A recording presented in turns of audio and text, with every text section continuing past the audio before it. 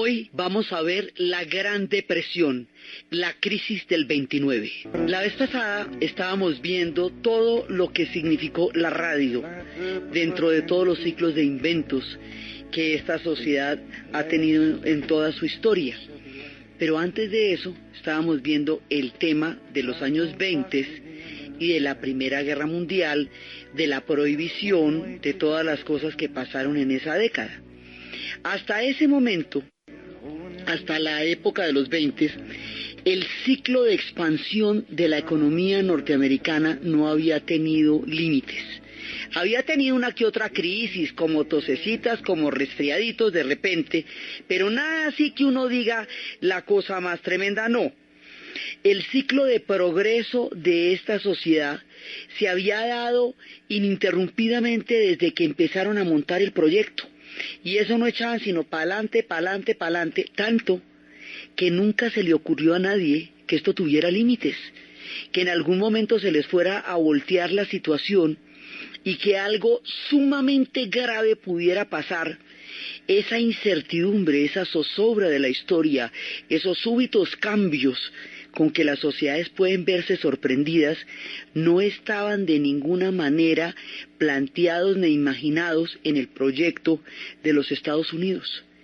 El cambio más bravo de todos, el punto de quiebre, la era de la incertidumbre, el miedo colectivo a una situación completamente nueva y salida de toda expectativa, lo marcó un hecho: la crisis del 29, el crack de la economía.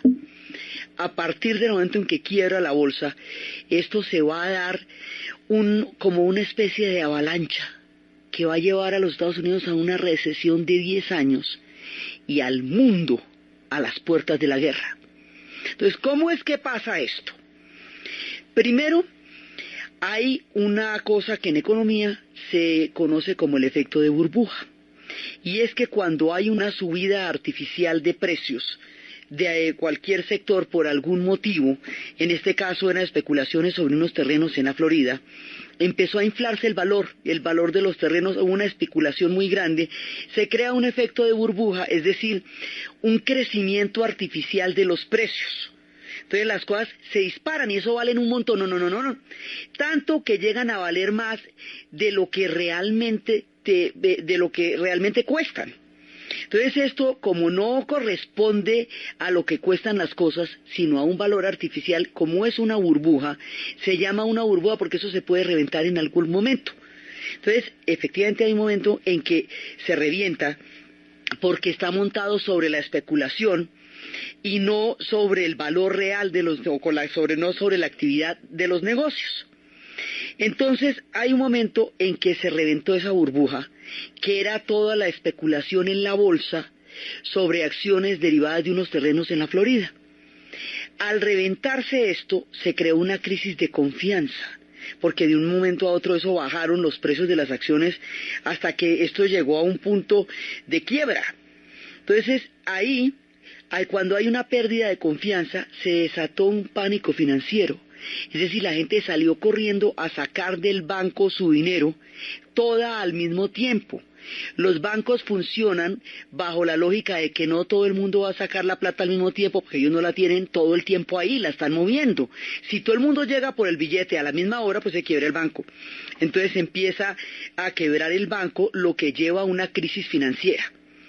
Cuando se llega a una crisis financiera, se derrumba el crédito, es decir, no hay con qué prestarle billete a la gente porque los bancos no tienen plata porque todo el mundo la sacó al tiempo. Al no haber con qué prestarle billete a la gente, no hay liquidez, no está circulando el dinero, entonces la gente no tiene con qué invertir. Cuando no tienen con qué invertir, pues no tienen con qué producir, porque usted para producir cualquier cosa necesita dinero, ¿cierto? Para poder comprar las cosas y todo, pero si usted no tiene con qué comprarlas, no puede producir. Si no puede producir, entonces no está llegando producción a ninguna parte, no hay con qué consumir, tampoco se puede consumir. Eso se forma un ciclo en el cual si usted no puede producir, y el otro tampoco puede consumir, usted no puede mantener el empleo de la gente porque no tiene con qué pagarles. Entonces se para el empleo. y esto va a generar un desempleo gigantesco.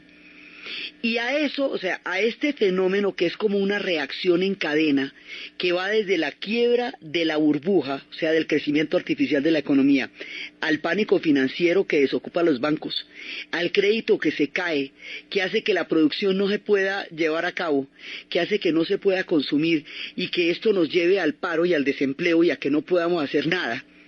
Esta cadena de acontecimientos, de suyo catastróficas en la economía, se va a juntar con otro mal terrible, porque esto es como una suma de males, lo que llamarían una tormenta perfecta, eso cuando se unen los tifones, los ciclones con el huracán y el barco se hunde.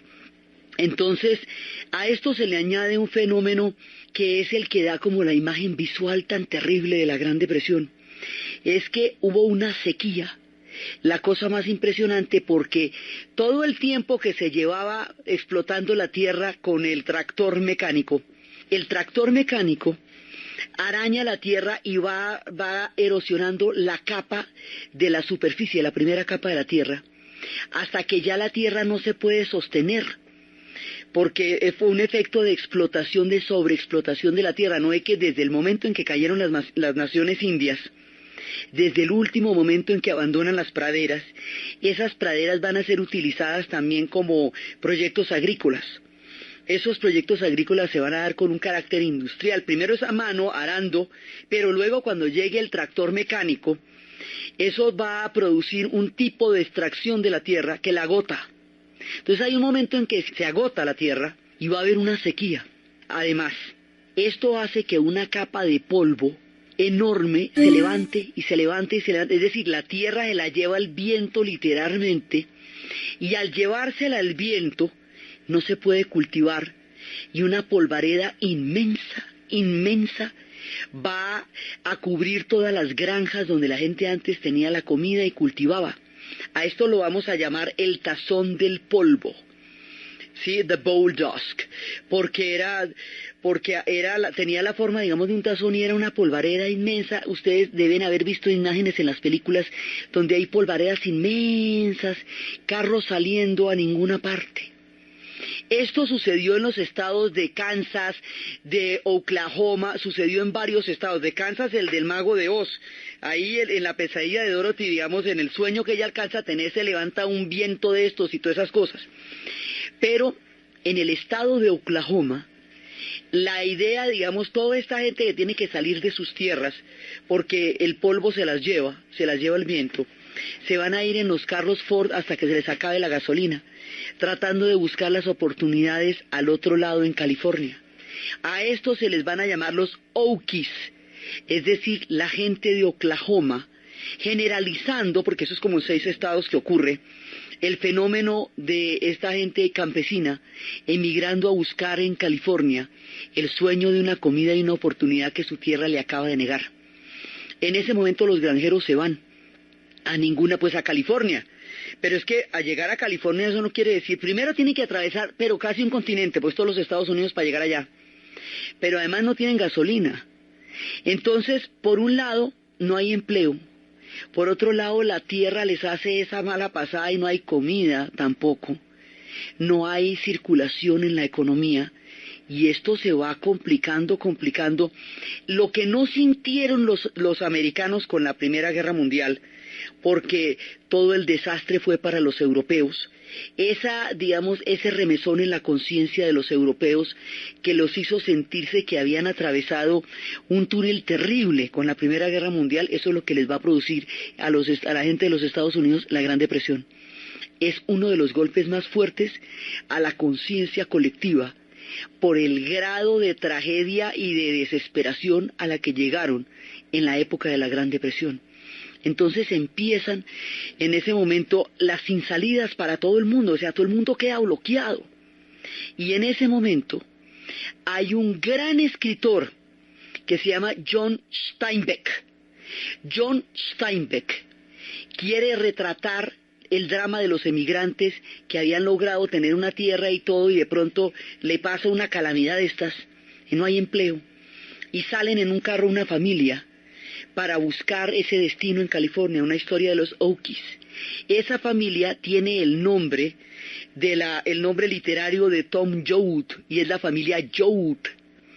Y estos personajes de una novela brillante que se llama Las uvas de la ira van a ser llevados al cine por John Ford, y va a ser el personaje de Tom Joad, va a ser encarnado por Henry Fonda, y van a contar esa historia. Es una historia durísima. Es una historia de injusticia, de solidaridad, de fe, de tragedia.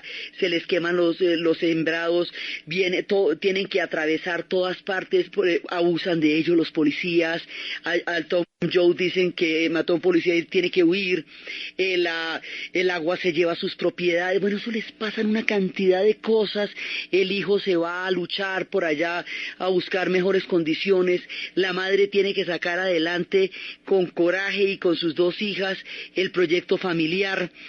Es una historia dura, impactante, emocionalmente muy fuerte, que se convierte en el arquetipo de los granjeros durante la Gran Depresión. A esa historia y a esos personajes, años más tarde, un heredero espiritual del espíritu que animaba esto, va a ser Bruce Springsteen. Bruce Springsteen va a hacer un disco que lleva digamos como la esencia de lo que estaba pasando en la depresión, trasladado al fenómeno de los 80s, cuando empieza a empobrecerse una parte de la sociedad americana y empieza a hablar de una América de perdedores, una América profunda. A ese disco lo llama, Por las uvas de la ira, El fantasma de Tom Joad. Es la canción con la que empezábamos, y es un relato de la pobreza y la sin salida, y dice que donde quiera que eso pase, están buscando el fantasma de Tom Joad. Sitting down here in my campfire light,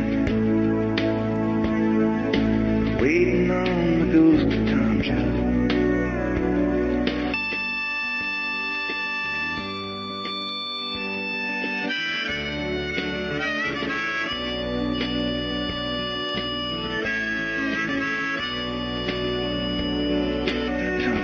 Estas son historias que va a transcribir en otra época, pero de la misma circunstancia, de los hombres caminando por las líneas férreas, de la gente yendo de un lado al otro, en los campamentos, saliendo de ninguna parte y tratando de buscar una esperanza, que no tienen casa, que no tienen trabajo, que no tienen paz, que no tienen descanso, a través de las autopistas, llegando a todas partes, buscando una oportunidad. Esta gente que va así a la deriva, en la pobreza, víctimas de órdenes económicos, de órdenes históricos, porque hablan de un nuevo orden acá, ellos están buscando el fantasma de Tom Joad.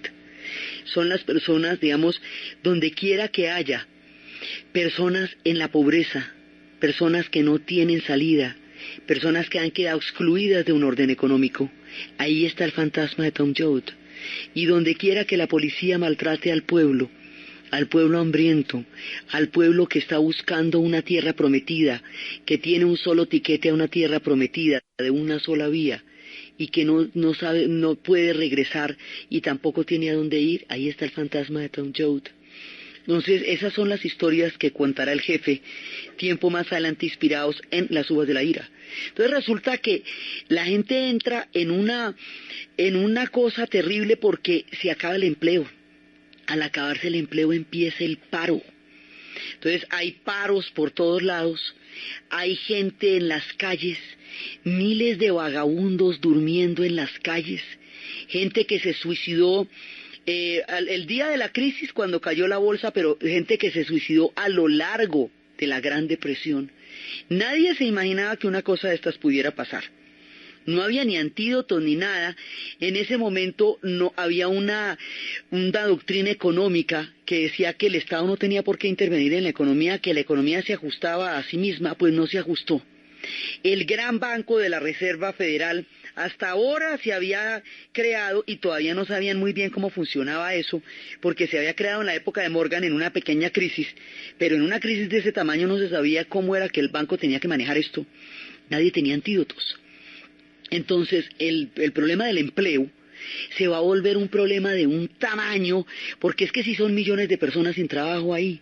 Después de que aquí no había faltado trabajo para nadie, mire todo el ciclo de expansión que se había hecho, acuérdese que eso lo que había era tierra para cultivar, cosas para hacer, inventos para hacer, o sea, esto era pura, digamos, pura expansión, puro progreso. Pues no, la idea de que el progreso es ilimitado, que es una espiral, que el hombre cada vez va a llegar a cumbres más altas, todo ese optimismo histórico que había creado la nación, se va a ver confrontado con este batacazo tan tenaz que es la crisis del 29. Eso empieza en el 29, pero va a durar hasta el 39, son 10 años.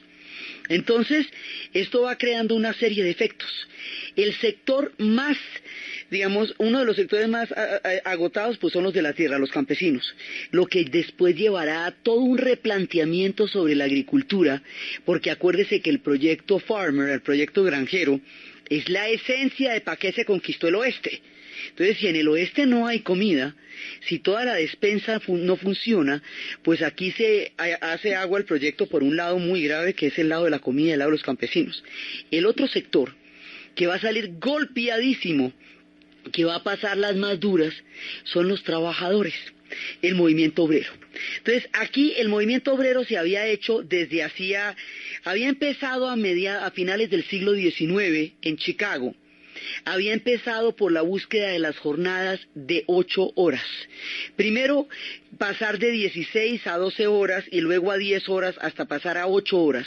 8 horas para vivir, 8 horas para trabajar, 8 horas para dormir. Lo que hoy es el límite legal, el derecho a las 8 horas, tocó pelearlo por ahí unos 60 años. Entonces eso fueron manifestaciones y va desde los movimientos para pedir las 8 horas, pasando por enfrentamientos donde hubo muertos, donde la policía le disparó a la gente, hasta juicios a los que organizaron las jornadas de las 8 horas en las cuales fueron ejecutados. A eso se les llaman los mártires de Chicago. Por esas jornadas es que se celebra en el mundo el 1 de mayo, por la jornada de las 8 horas. Por eso es que se hace el Día del Trabajo. Eso es un proceso que se va dando en diferentes etapas y que tiene como epicentro la ciudad de Chicago. Ahí es donde empieza, digamos, el tema de las 8 horas. Y va a ser una cosa por el mismo carácter pragmático de los estadounidenses. Cada vez que se hace una jornada de esta se hace por un motivo específico. Entonces ahí empiezan a formarse los sindicatos. Y los sindicatos tienen una historia, en inglés sindicato se llama union. Y tienen una historia bastante larga, tienen de las historias de los emigrantes, gente que venía de todas partes, de la influencia que viene de Europa, vienen anarquistas, vienen socialistas, viene gente de todas partes. El anarquismo en ese momento es una doctrina que tiene muchos matices. Algunas personas estuvieron involucradas en actos terroristas, pero no era ese el contenido esencial del planteamiento tal como venía de Europa, aunque hubiera gente ahí que estuvo metido en eso. Digamos, ahí había de todo como en botica. Entonces van llegando las oleadas de migrantes de una Europa que se está desbaratando. En esas oleadas de migrantes llegó un personaje sueco que se llamaba Joel Emanuel Hanklut, pero bueno, con ese nombre el tipo no va a ninguna parte, entonces se rebautizó Joe Hill, porque pues para que lo puedan llamar de alguna manera. Este tipo es el hijo de un trabajador ferroviario que había nacido en Suecia, y cuando sus padres murieron, él era un músico, tenía una formación en el órgano, en la guitarra, en el violín. Cuando sus padres mueren, el hombre se va para Estados Unidos, como todos los emigrantes, buscando el sueño americano, y cuando llega empieza a ver que hay una cantidad de injusticias y se va a meter en unos movimientos que se llamaban los Wobblies. Los Wobblies son los trabajadores del muelle, de los trabajadores portuarios, que empiezan a ser los primeros sindicatos. Entonces esto va a ser toda una consigna política, va a ser todo un movimiento, él va a formar parte de los Wobblies. Después, en un momento dado en Tijuana, va incluso a estar de la mano de la gente que estaba peleando contra Porfirio Díaz, y va a ser un activista político que va a crear a través de la música una manera de transmitir la búsqueda de todos estos derechos de los trabajadores, de los cuales él va a ser uno de los líderes. Ese personaje va a ser un ícono en la canción protesta en la formación de los sindicatos. Los sindicatos estuvieron sometidos a muchísimos problemas antes porque primero eran declarados ilegales porque se les consideraba monopolio. La ley antimonopolio que se había hecho para parar a Rockefeller, para que no hiciera todas esas transacciones en las cuales dominaba todo un sector, no se la aplicaron a los grandotes sino a los chiquitos, o sea, a los sindicatos. Entonces, había problemas con eso. Por otro lado, esto era a bala, las manifestaciones eran a bala y también los otros respondían a bala. Esto tiene una historia muy complicada. Entonces, este personaje va a cantar a todo lo que está pasando y estos sectores que se han venido desarrollando van a tener, digamos, la historia de Joe Hill es de hasta 1915. En 1915 a él lo van a implicar con cargos impuestos, digamos, con cargos falseados en un asalto a una tienda donde murió el propietario y el hijo, y sobre la base de ese cargo lo van a ejecutar. En 1815, él recorre todos los Estados Unidos y llega hasta California, y luego va a Utah, y va a San Diego, y va a todas partes, llevando el mensaje de lo que él cantaba. A este personaje se le va a hacer una canción que luego será un homenaje, que en los tiempos, digamos, de las protestas de los años 60, quedarán inmortalizadas en la voz de Joan Baez, y es la canción Joe Hill.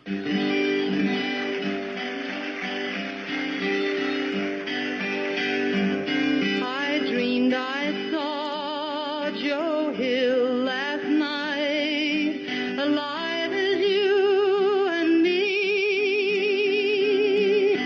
Says I, but Joe, you're 10 years dead. I never died, said he. Esta es una canción popular que se va a hacer en la época, después 10 años después, pero que Joan Baez va a cantar y va a popularizar. Dice que yo anoche soñé que vi a Joe Hill, tan vivo como tú y como yo, y que estaba ahí mirándome a los ojos, que me estaba diciendo que se requiere más que una pistola para matar a un hombre, que donde haya injusticias, que donde haya necesidad de pelear por la libertad y los derechos de la gente, ahí va a estar Joe Hill, que él siempre va a estar donde la gente lo necesite, y en esa medida nunca va a morir, porque siempre va a poder reaparecer en las miradas y de las personas que estén buscando su libertad, su dignidad y su derecho al trabajo. Ahí va a estar Joe Hill, un poco como lo que pasa con Tom Joad también, que en el futuro la gente que viva circunstancias parecidas se inspirará en estos hombres que desarrollaron todo un imaginario. Entonces hay un montón de gente, Joe Hill, Emma Goldman, y de Joe Hill salen salen los cantantes, porque después va a haber otro tipo que se llama Woodrow Gertie, que es el que va a ser el trovador de los años de la depresión, de los comités de huelga, de los campamentos, de la gente. De ahí sale una línea del folk, de la música folclórica americana. El hijo de Woodrow Gertie va a ser un tipo que se llama Arlo Gertie, que va a cantar mucho tiempo más adelante en el Festival de Woodstock una canción sobre Los Ángeles. Él es el hijo del primero, digamos, de los trovadores. Y de esa herencia, de este filón, va a venir uno de los hombres que en su tiempo, y cuando reciba, digamos, toda esta mirada musical, va a transformar la conciencia de su época histórica. Bob Dylan, el gran profeta. Él viene de esta línea. De esta línea viene Joan Baez, y de esta línea vendrá Bruce Springsteen, que es el que nos está cantando las historias de Tom Joad. Es decir, aquí se forma toda una veta de la música folclórica americana, que es canción, lo que nosotros aquí llamaríamos canción protesta. O sea, esto sería el equivalente a la nueva canción o a la canción protesta en América Latina. Es el equivalente de ellos, ¿sí? Entonces viene todo el movimiento obrero y ahí hay una cantidad de cosas, porque hay momentos, sobre todo vienen diferentes oleadas y van buscando siempre alrededor de la jornada, de las 8 horas y de los salarios, más que un marco conceptual o ideológico. El tema aquí son los salarios y las jornadas. Todo esto que se tuvo que conquistar, y todo esto que, digamos, determina las condiciones de trabajo de la gente. Aquí la idea es que la productividad se vaya a reconocer sobre el derecho de la dignidad de la gente. Esa era la pelea. Entonces, como eso viene de Europa, porque es en Europa donde también empiezan todos los movimientos sindicales, Cuando pasa la Primera Guerra Mundial, viene una oleada de intolerancia como habíamos visto en el momento en que estábamos contando el síndrome de posguerra en Estados Unidos, una idea de que todo lo que viene de Europa es tropel, el lío, y más cuando va a pasar una cosa complicadísima, y es que un anarquista sí va a matar a un presidente de los Estados Unidos, y eso va a generar una xenofobia, la cosa más impresionante. Ese presidente precisamente para sucederlo a él fue que había subido Teodoro Roosevelt, era cuando iban a matar a McKinley, y después fue cuando lo sucedería Teodoro Roosevelt. Entonces ahí va a haber una oleada impresionante de lo que va a ser una persecución contra todos los europeos, y eso va a durar casi la década.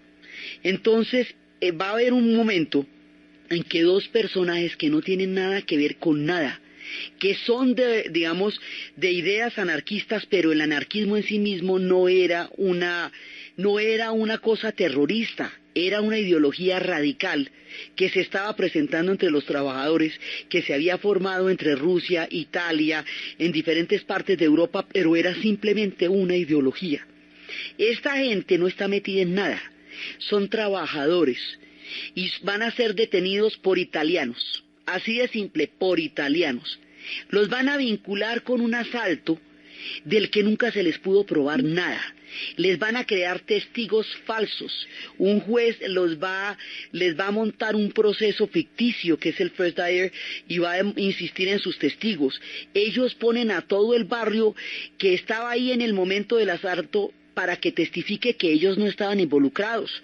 Un niño sabía que había trabajado con uno de ellos el día en cuestión, pero no toman en cuenta el testimonio de la gente porque son italianos los que testifican, entonces consideran que todos se tapan con la misma cobija, es decir, que un italiano no tiene palabra. La migración era de ese tamaño para los italianos, hoy por hoy es así para nosotros.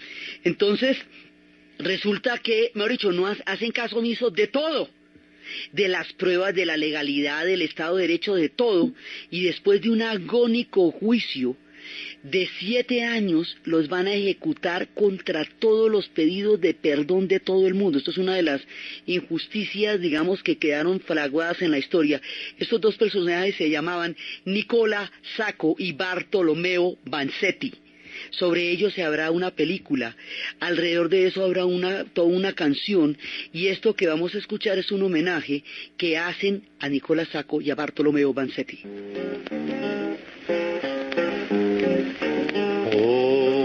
Sacco, Sacco, oh, oh, Niccolo Sacco, oh, oh, Sacco, Sacco, I just want to sing your name.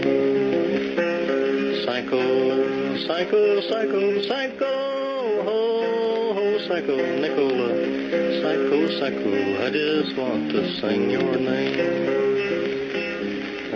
Beginning with the First World War, an alliance of the Departments of Justice, Labor, and Immigration initiated a campaign of repression.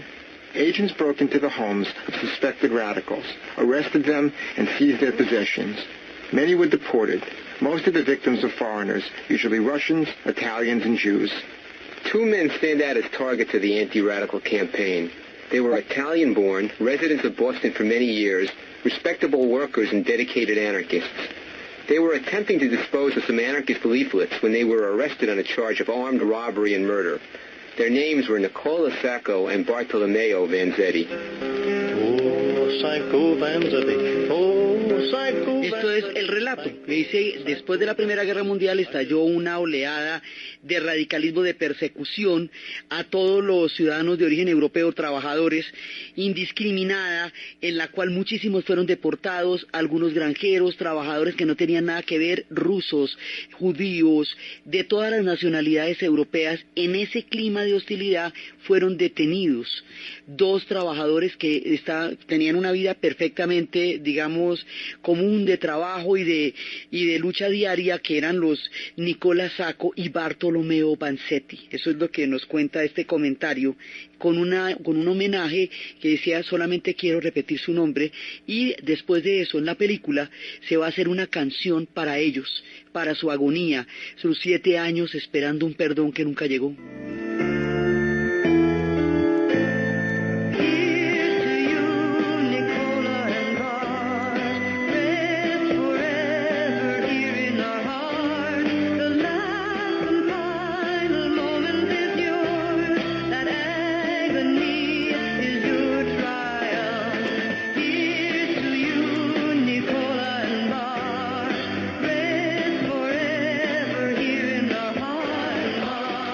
esto es para ustedes, Nicola y Val. Ustedes tendrán siempre un lugar en nuestros corazones. Su agonía fue su mayor triunfo. Porque en un momento dado Bartolomeo Vanzetti va a decir que ellos hubieran podido vivir la vida de una persona normal, terminar su vida como los trabajadores, haber vivido como todos los demás, pero no fue así. Esta detención y este juicio cambia su historia. Y esa agonía, en última, se convierte en su triunfo, porque ellos mueren totalmente inocentes, ambos ejecutados de la silla eléctrica. Nicolás Sacco tenía mujer y tenía hijos. Bartolomeo Vanzetti era un hombre soltero, delante de su familia y miles de personas en las calles pidiendo el perdón. Todo el mundo pidió el perdón por Sacco y Vanzetti, y esto es un episodio parecido a lo que después sucedería con los Rosenberg, en los casos en que realmente se pide el perdón y nada, no se echaban para atrás, estaban en una época de una xenofobia terrible y ser europeo era ser sospechoso de venir a generar problemas, y así fueron sacrificados en esta oleada de intolerancia Nicolás Sacco y Bartolomeo Vanzetti, una de las grandes injusticias. Entonces, hay todo un clima para poder generar el que los trabajadores tengan derecho a las jornadas de 8 horas. Y esto, en esas deportaciones se llevaron a Emma Goldman, que era como la gran madre de los sindicatos. Esto también es toda una historia en Estados Unidos, una línea de continua, que es la formación de los sindicatos, que va desde esta época hasta una película en los 80s que se llama Norma Ray, todas las historias de la formación de los sindicatos. Entonces, cuando llega la Gran Depresión, ¿cómo le parece que van a quedar los trabajadores cuando se acabe el empleo? Entonces ya ni siquiera hay jornadas, ya ni siquiera hay nada, porque lo que va a pasar es que no hay trabajo para nadie. En esas condiciones, pues usted no puede imponer ninguna condición, porque la cosa está verdaderamente dramática. La cantidad de letreros en las calles: soy un trabajador desempleado, perdí mis pensiones de toda la vida, perdí mi ahorro, perdí mis salarios, el dinero deja de valer, la gente deja de tener poder adquisitivo, no hay comida. Esto llega a un punto terrible, pero además, después de la Primera Guerra Mundial, Alemania va a pagar la reconstrucción de acuerdo con el Tratado de Versalles que la obligaron a firmar. ¿Con qué la va a pagar? Con el crédito de los Estados Unidos. Ellos iban a prestarle a Alemania la plata para que hiciera la reconstrucción europea. El resto de Europa, que había quedado devastada por la Primera Guerra Mundial, va a esperar su recomposición económica a partir de la deuda que pague Alemania, a partir del crédito que dé Estados Unidos. ¿Sí? Como Estados Unidos se quiebra, no hay plata para Alemania. Si no hay plata para Alemania, pues no hay plata para Europa. Y se la lleva, ¡fum!, se lleva a los europeos la Gran Depresión también, y les cae la crisis encadenaditos. Porque fíjense que en la Segunda Guerra Mundial ellos se van a recuperar, porque Estados Unidos estaba gordito y en buenas condiciones, y pudo invertir el Plan Marshall para sacar de la crisis a los europeos después de la Segunda Guerra, pero después de la Primera no, porque es la Gran Depresión. Eso se lleva hasta el Japón. Eso, mejor dicho, se va a llevar toda la economía mundial. La Gran Depresión, esto va a ser una cosa de un tamaño que va a trascender todas las expectativas, y es en esa Alemania destruida, derrotada, postrada, con estos fenómenos de inflación, 7 millones de desempleados, ahí, en el límite de la desesperación, cuando ocurre lo que Ingmar Bergman llamaría el huevo de la serpiente. Es ahí, en ese momento, cuando se incuba el terreno fértil que abonará a Adolfo Hitler para llegar al poder en 1933 y montar el proyecto nazi. Es decir, la Gran Depresión es uno de los fenómenos que va a situar al mundo a las puertas de la Segunda Guerra Mundial, porque es en Alemania donde este fenómeno va a tener unas repercusiones tan graves, donde va a llegar Hitler al poder, y de ahí para adelante va a empezar todo lo que va a empezar. Entonces, cuando los Estados Unidos está llevado del que lo trajo, cuando ya la gente sigue en esas carreras interminables para llegar a California, todo el mundo llegando a California, Y California, pues a ver, tampoco puede con ese montón de gente. En el futuro eso le convertirá en una reactivación y en el estado industrial más importante de los Estados Unidos, pero en este momento está llegando todo el mundo allá y ellos no saben qué hacer con un país que se desocupa buscando el sueño de California. En ese momento, los republicanos que hasta ahora habían tenido el poder siempre y que solamente perdían las elecciones era porque se dividieran, no van a poder solucionar la crisis porque la teoría de la no intervención hace que no se pongan las pilas para ayudar a salir a Estados Unidos de semejante crisis. En ese momento va a ganar las elecciones un hombre que va a hacer la diferencia. Ese hombre se llama Franklin Delano Roosevelt. Franklin D. Roosevelt, él es el hombre que era parapléjico, en cuyo honor están montadas las instituciones para ayudar a la gente minusválida. Él es el hombre que va a cambiar la situación. Este hombre va a tener un carácter casi que mesiánico ahí, porque el hombre se va a montar con la que él va a sacar a su país de la crisis y se pone en ello. Gana las elecciones y a lo que vinimos, el Estado generando empleo. Entonces el hombre va a hacer una cosa que se llama el nuevo trato, el New Deal. Y el New Deal es el Estado puesto al servicio de la recuperación económica de los Estados Unidos, generando empleo. Entonces invirtiendo para que haya dinero, para que se pueda generar consumo, para que la gente pueda empezar a comprar. Entonces generan 7 millones de empleos. Dicen que entre comillas lo criticaban diciendo que era como barriendo calles. No importa, en la que sea, pero que usted tenga camello y que por el camello le den billete y que con eso pueda comer. ¿Eso qué le hace? Ahí es cuando hacen esas súper recontra autopistas y todo eso, porque hay que poner a la gente a hacer alguna cosa. Y sobre todo, esta política va a ser particularmente dedicada a los más débiles, a los ancianos, a los niños, a las mujeres solas. Aquí se montan los subsidios de desempleo, aquí se montan las pensiones, aquí se monta una cosa que se llama el Estado benefactor. Por primera vez, el New Deal, o sea, el nuevo trato, es el Estado benefactor en la economía americana. Más adelante en Inglaterra, después de la Segunda Guerra Mundial, cuando haya terminado toda esa historia del pueblo inglés, es que dirán que los ingleses deben recibir un beneficio comparable al sacrificio tan grande que hicieron y que por eso deberán recibir seguridad social de la cuna hasta la tumba. Pero eso va a pasar es después de la guerra. En Estados Unidos pasa antes, como una medida para sacarlo de la depresión, porque el tipo dice, esto va a durar 10 años, esto no se va a acabar. Entonces hay que generar un montón de condiciones para que la gente coma. Y el teórico, el economista que está detrás de este planteamiento es John Maynard Keynes, el famoso Keynes. Entonces es a ver cómo vamos a reactivar la economía y a ver cómo se le va a dar a la gente condiciones de vida. Y es el Estado benefactor, y es ahí cuando legalizan los sindicatos.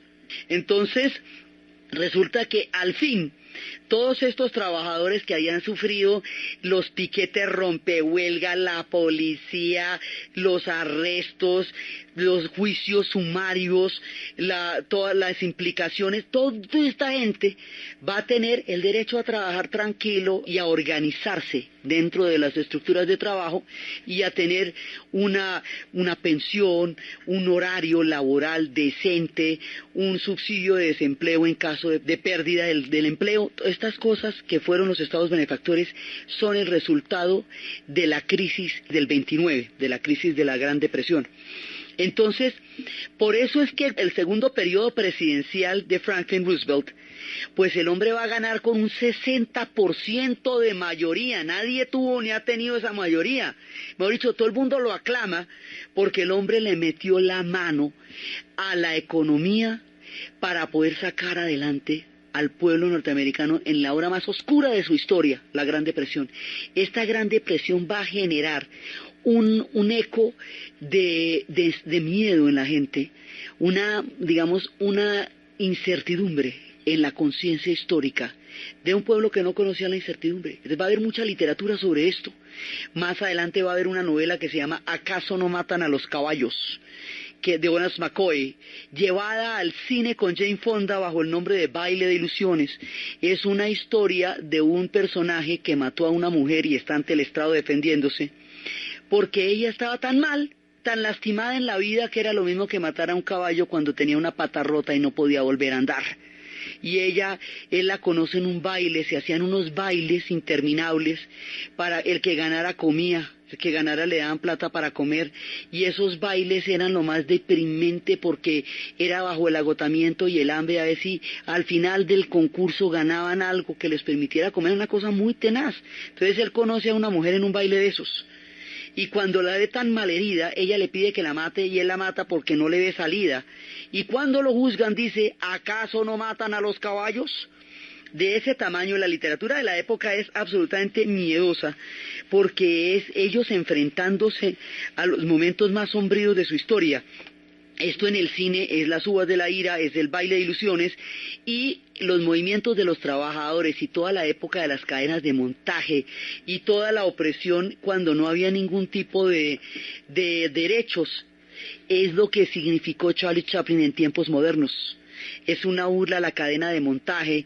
Cuando nuestro personaje Charlotte está en la cadena, se le va poniendo una velocidad que el hombre no puede manejar, y después la idea es que no pierda tiempo comiendo, entonces la comida está en la cadena de montaje, entonces si no come a la misma velocidad se le terminan echando el huevo, la papa, la sal, todo eso, y el hombre de apretar botones todo el día se vuelve un apretador de botones, y después ve una mujer y le aprieta el busto pensando que eran botones, con la gracia dulce de Charlotte. Nos muestra la brutal realidad de las cadenas de montaje en esa época. Entonces, finalmente, sacan adelante los Estados Unidos la política de Franklin Delano Roosevelt. Y esto, ¿cómo va a salir la Gran Depresión? Ellos en el 39, ya logran equilibrar la economía. Ya han pasado los peores tiempos. Cuando estalle la Segunda Guerra Mundial, a diferencia de lo que le va a pasar a Europa, la economía norteamericana, como no va a estar involucrada en la guerra no va a estar en su territorio, no van a tener una economía de guerra, van a entrar un tiempo más tarde, porque van a entrar en el 41, se va a reactivar de una manera tal que va a llegar a tener un ciclo de expansión gigantesco y va a lograr el pleno empleo y va a quedar atrás el tiempo de la Gran Depresión. Pero la huella psíquica, el impacto social y el recuerdo de esta época en el imaginario colectivo de la sociedad de los Estados Unidos es un eco inmenso, tan grande como lo fue la Guerra de Secesión. O sea, momentos que se parten en la historia. Como el siglo XX va a tener momentos tan súbitos, este fue uno y de los más bravos. Entonces, ahora, después del nuevo trato, los Estados Unidos están al otro lado. Cuando están al otro lado, cuando ya están saliendo adelante, Europa entra en la Segunda Guerra Mundial y Franklin D. Roosevelt le hace al pueblo norteamericano, que estaba totalmente convencido del aislacionismo por todo lo que había vivido, una gran pregunta. Si la casa de mi vecino se está incendiando y yo tengo una manguera, ¿por qué no le presto mi manguera para apagar el incendio? Estados Unidos entrará en la Segunda Guerra Mundial.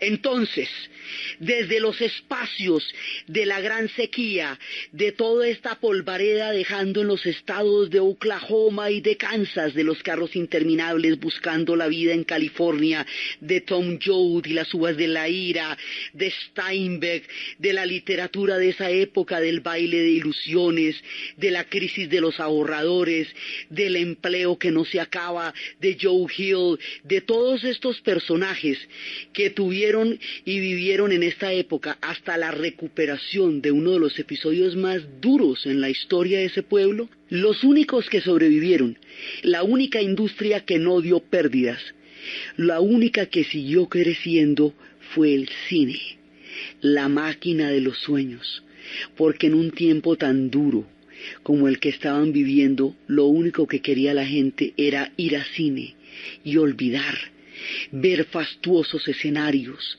grandes historias, tórridos romances que les hicieran por un momento olvidar los durísimos días que estaban viviendo. Solo Hollywood mantuvo un hálito de esperanza a través de la máquina de sueños y de las ilusiones en esos tiempos tan duros de la era de la depresión. En la narración de Ana Uribe, en la producción Jessy Rodríguez, y para ustedes feliz fin de semana.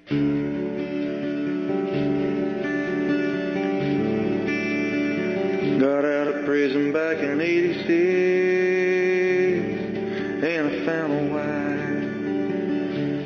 Walked the clean and narrow, was trying to stay out, stay alive.